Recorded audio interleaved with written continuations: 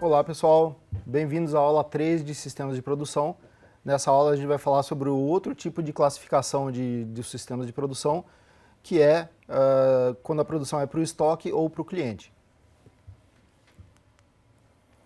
Então, esse tipo de classificação ele foca no grau de padronização do produto, né? O grau de padronização, no caso aqui, depende do nível de contato que você tem com o cliente. Então, quanto mais contato você tem com o cliente, ou seja, quanto mais você tem feedback, você tem pedidos específicos do cliente, mais você consegue personalizar o seu produto. Então, só que aí também é menor a sua escala, né? Porque cada pessoa, cada cliente quer o seu produto, quer uma coisa que atende às suas necessidades específicas e não é muito comum que diferentes clientes tenham exatamente a mesma necessidade, né? Então, nesse caso aqui a gente tem, começando aqui falando sobre a produção para estoque. A gente tem aqui que ela é adequada para produtos mais padronizados com um alto grau de uniformidade. Então aqui a gente tem um contato com o cliente menor, você não tá conversando com cada cliente, não está produzindo para cada um dos clientes. Aqui eu estou produzindo uma quantidade grande de produtos que atende em um certo nível a uma grande quantidade de clientes. Então você tem uma demanda maior e o cliente já espera ter a pronta entrega, né? Então, nesse caso aqui, o cliente ele não quer esperar para ter o produto, ele quer chegar lá no mercado, chegar na loja e já pegar esse produto e levar ele para casa. Então, essa é a principal diferença, né? Você está produzindo aqui, você tem um estoque aqui, uma quantidade que já está preparada, esperando pelo seu cliente chegar aqui e comprar o seu produto. Quais são as vantagens e desvantagens que a gente tem aqui? A vantagem, né? Pronta entrega para o cliente. Então, o cliente gosta disso, né? Quero atender minha necessidade mais rápido. É larga escala, ou seja, você pode usar sistemas de produção que produzam em larga escala. O custo de produção é mais reduzido, porque quando você tem escala, você consegue reduzir os custos, né? Você automatiza, você toma uma série de medidas que permitem que você produza com um custo menor. No caso aqui também, automatizar é parte dessa redução de custos. E quais são as contrapartidas, né? Pode não ser exatamente o que quer o cliente, né? Pode ser que o cliente compre o seu produto, mas, poxa, não é exatamente isso que eu quero. Eu queria um pouquinho diferente disso, com alguma personalização, e você não vai estar atendendo a esse cliente específico. É sujeito a encalhe, caso a demanda mude. Então, você produz para o estoque, você tem o estoque ali e o seu cliente tem que ir lá comprar. Se o cliente não comprar, esse estoque vai ficar ali, né? Então, isso é um risco que você corre, né? Se de repente o mercado mudar e você tiver estoque, pode ser que você perca esse estoque pode ficar encalhado, né? Então aqui essa questão de requer controle de estoque. Então você tem que ficar monitorando o estoque, porque você não ter estoque também é um outro problema. O cliente chegar lá e não encontrar o seu produto é um problema para você, porque o cliente pode ou não querer mais comprar aquele produto, ou comprar do concorrente e passar a sempre comprar do concorrente, porque o concorrente faz um controle de estoque melhor e sempre vai encontrar o produto. Então essa é uma questão também que precisa ser monitorada quando você trabalha com esse foco aqui. E exemplos de produção para estoque: eletrodoméstico, combustível, automóveis, roupas, alimentos industrializados, tudo aquilo que você chega no local e aquilo já está lá para você comprar, né? E a gente tem o outro tipo de sistema nessa classificação, que é produção específica para o cliente, né? Por encomenda. Então aqui é produzido totalmente a pedido do cliente, com as suas especificações e prazos acordados entre as partes. E geralmente são lotes unitários, né? Então isso que a gente falou na outra aula. O cliente ele chega com uma demanda específica, então o seu contato com o cliente é muito grande aqui. Na verdade, tudo que você vai fazer depende desse contato que o cliente está tendo com você. Você vai fazer exatamente aquilo que o cliente está pedindo. Então aqui é aquele caso, né? Cada cliente quer uma coisa diferente da outra. E o seu sistema de produção, ele geralmente tem capacidade para atender um cliente por vez, ou 2 clientes, ou 3, assim, uma quantidade pequena de clientes, porque são atividades muito específicas. O seu cliente, então, ele entra aqui com as especificações do produto, você vai o seu sistema de produção vai trabalhar com essa especificação e vai entregar para o cliente lá no final exatamente aquilo que ele pediu. Então, vantagens e desvantagens desse método. A gente tem aqui que a entrega o produto que atende a todas as necessidades do cliente. Então, nos mínimos detalhes, exatamente aquilo que o cliente quer é o que ele vai estar recebendo. E o cliente participa do processo. Então, essa interação com o cliente é grande. Os clientes gostam disso, de ter essa interação com o sistema de produção para ter o seu produto particular e exatamente ajustado para as suas necessidades. Em contrapartida, é que a produção é mais cara, né? Você precisa ter aí postos de trabalho muito especializados, muito capazes de executar diferentes tarefas. Então, ele é difícil automatizar. Então, que você não tem uma rotina em que você possa automatizar a operação. Cada caso é um caso, então você tem que ter um posto de trabalho capaz de fazer várias coisas diferentes.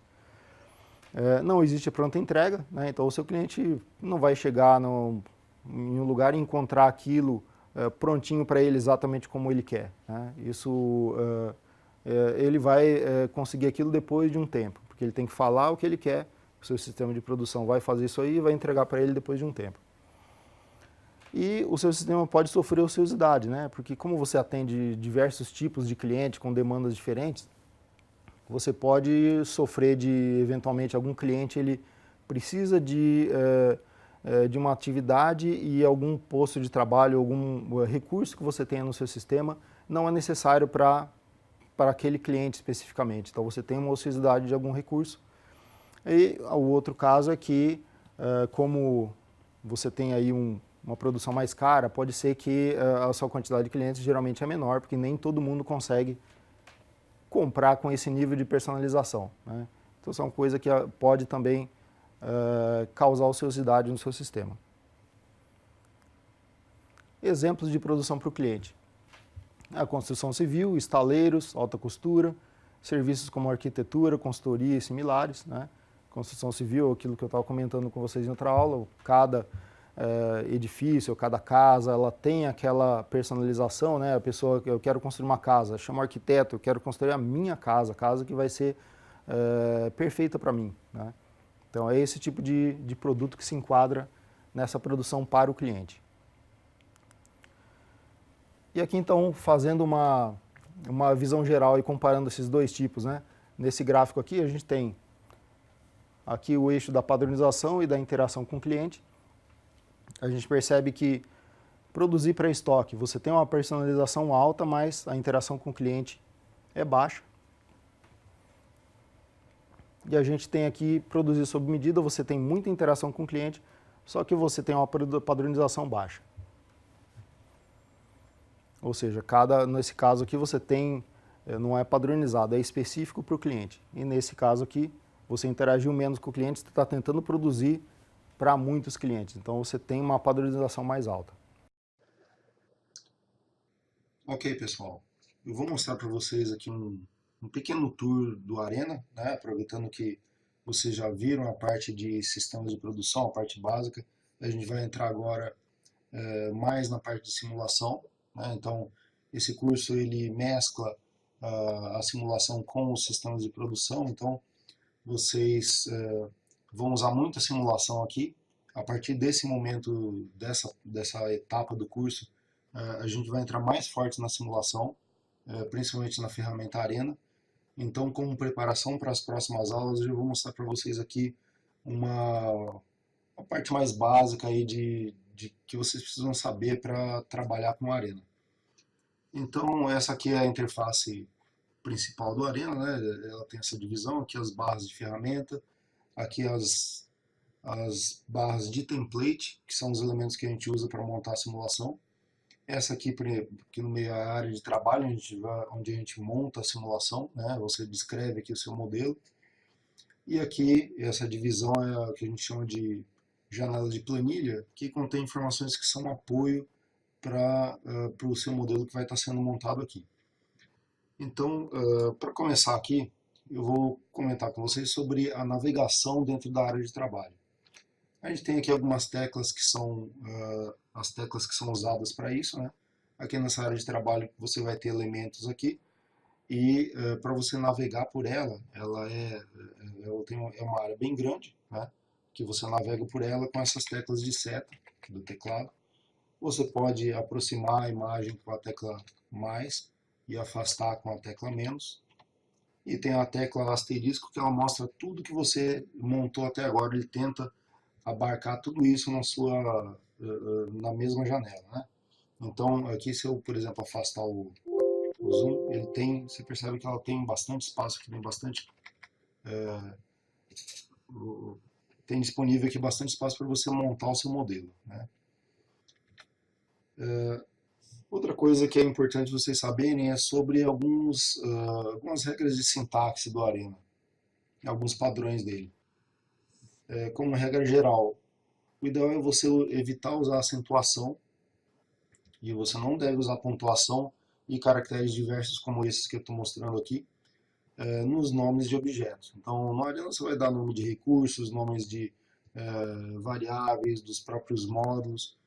Todos os nomes que vocês forem informar aqui, evita usar acentuação e esses caracteres.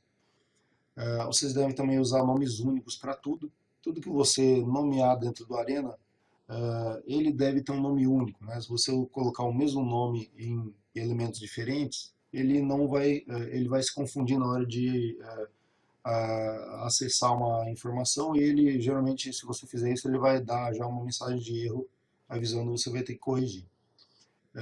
Nesses nomes você pode usar maiúscula e minúscula, misturar à vontade, ele não diferencia, né? Então se você esqueceu o caps lock ligado, escreveu maiúscula, ele não tem essa diferenciação, não tem problema.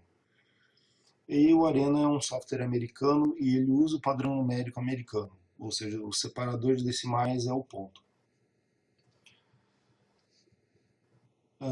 Quando você for montar a sua simulação, você vai trabalhar aqui principalmente com esses módulos de fluxograma. E aqui vocês podem notar, nesses módulos que eu estou colocando aqui,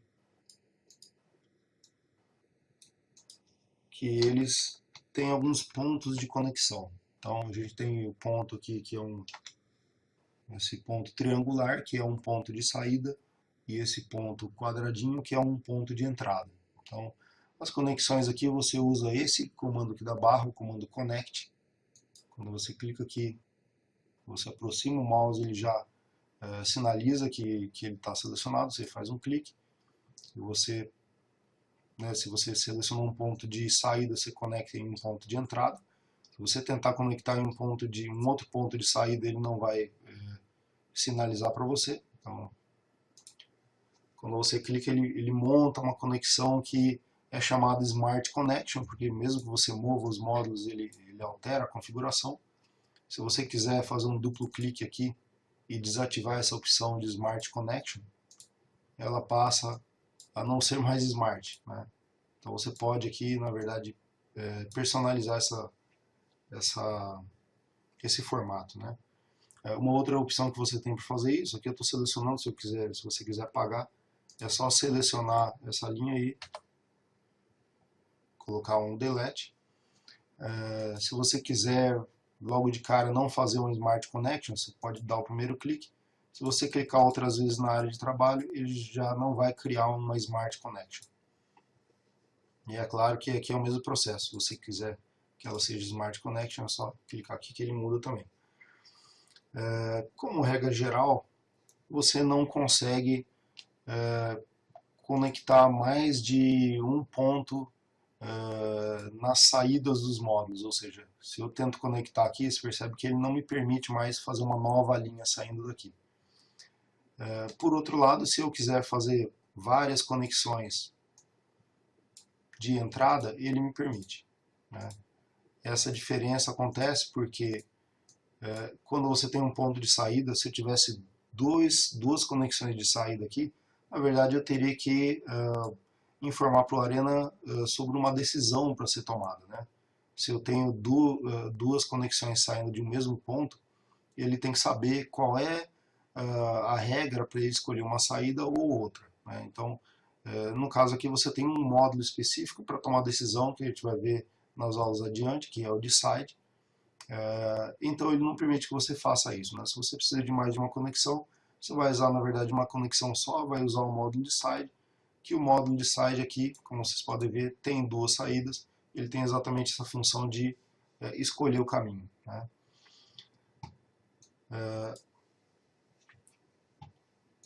Então a gente tem aqui alguns módulos, eles têm somente um ponto de saída, outros têm um ponto de entrada e também de saída, outros têm um de entrada, dois de saída e outros podem ter até mais do que isso. Então, como regra geral, vocês usem essas opções de conexão. Uma outra característica do Arena também é que se você tem um módulo que está selecionado, como eu selecionei aqui, e você traz um outro módulo qualquer, ele normalmente já faz uma conexão entre eles, né? Então, desde que esse módulo tem um ponto de saída e o outro tem um ponto de entrada, ele já conecta automaticamente. Então, é prático para você ir montando o seu modelo rapidamente. Uma outra característica é que se você quiser colocar um módulo entre esses dois aqui, basta você arrastar um novo módulo aqui em cima da conexão, ela fica selecionada em verde e ele automaticamente monta as conexões aqui. Eu vou apagar alguns módulos aqui e vou mostrar para vocês aqui tem aqui um pequeno modelinho só para demonstrar para vocês a questão de como fazer o Arena simular um modelo, né? Então eu tenho aqui um pequeno modelo, eu não coloquei nenhuma informação dentro desses módulos. Aqui, se você quiser se informar, né, a gente vai aprender isso mais adiante. Fazer um duplo clique aqui, ele permite que você configure cada um desses módulos com informações que vão ser consistentes com o seu processo, né, com o processo que você vai estar representando aqui no modelo. Então, assim que você tem o seu modelo pronto, a gente tem essa barra aqui que tem esses botões, né, que servem para você executar a simulação. Então, o Arena ele tem dois modos de operação. Ele tem um modo que a gente está trabalhando agora, que é o modo de edição, onde eu posso agregar módulos, agregar informações, fazer um clique aqui e alterar essas informações todas.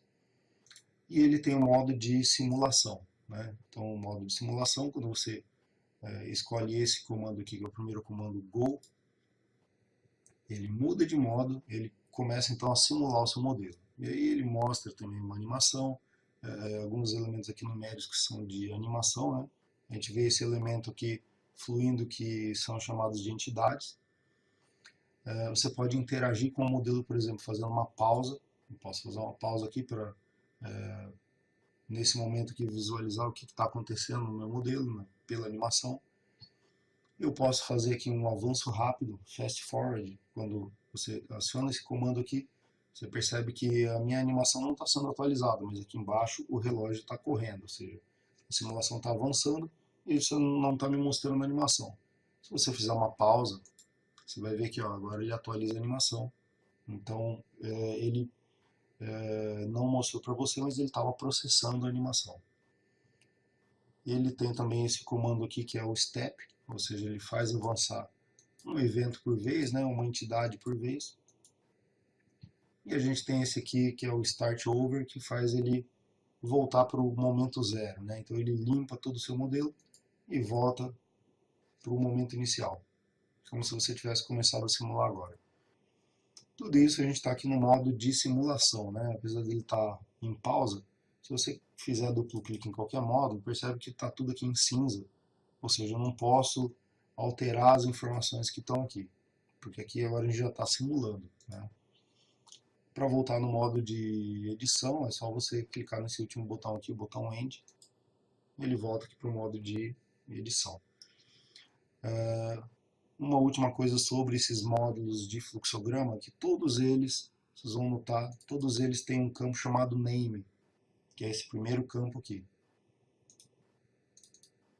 Note que isso é uma característica comum de todos os módulos de fluxograma. Então, a função desse campo name é identificar, né, como comentei com vocês, nomes únicos, né? Então, é identificar esse módulo em relação ao outro. E tem uma função adicional que é documentar o modelo, né? Então, eu poderia colocar aqui para esse processo, poderia informar que é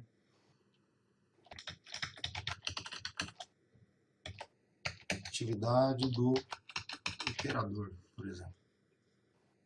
Quando você faz OK, nota que aquilo que você escreveu ali aparece na face do módulo. Então, é muito importante você escrever coisas únicas e que sejam claras com relação ao qual é a função desse elemento, né? Para que você depois visualize o seu modelo, né? É claro que um modelinho pequeno está fácil de entender, mas seu modelo pode crescer bastante, fica mais complexo, e é muito importante você ter essa documentação. E também para uma outra pessoa que venha a usar o seu modelo, né? Tem que mexer no seu modelo, tem que entender o que ele faz, fica fácil de entender. Então, ao mesmo tempo que você está montando o modelo, é como se você estivesse documentando o processo e documentando também o modelo. Ok? Então, nas próximas aulas vocês vão trabalhar em mais detalhes. Isso aqui é o básico para vocês trabalharem com a Arena. A partir daqui a gente vai aí conhecer detalhes sobre esses comandos aqui, entender como é que a gente roda para olhar o relatório, ver resultados, etc. Ok, e é isso, obrigado e até a próxima aula.